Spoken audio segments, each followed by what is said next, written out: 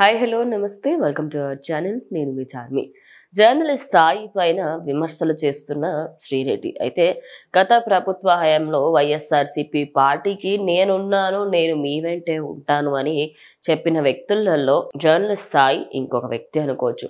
అయితే ఆ ప్రభుత్వానికి సంబంధించే ఆయన వాళ్ళ పార్టీలో ఉన్న వ్యక్తి అయినప్పటికీ కూడా తాను కూడా వైఎస్ఆర్సీపీ పార్టీకే సపోర్ట్ చేసింది కదా, మన ఆయనను తిట్టాల్సిన అవసరం ఏంటి అనుకుంటున్నాను.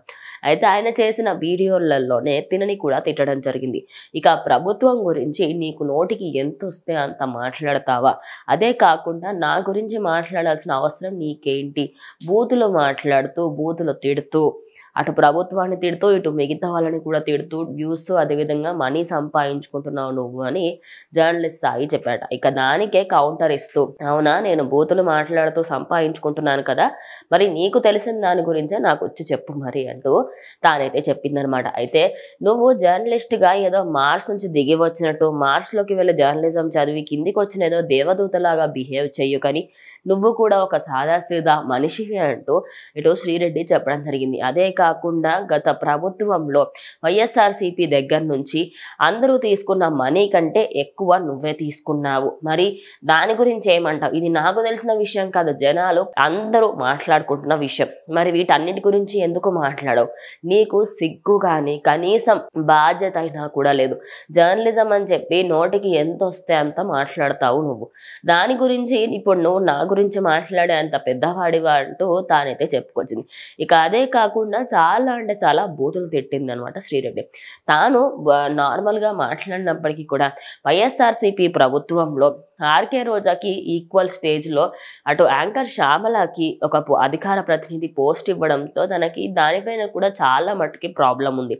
అదే కాకుండా తనకి వైఎస్ఆర్సీపీ ట్యాగ్ ఇవ్వమని ప్రభుత్వాన్ని ఎన్నోసార్లు కోరుకుందట, కానీ వాళ్ళు మాత్రం తనకి ట్యాగ్ ఇవ్వలేదట.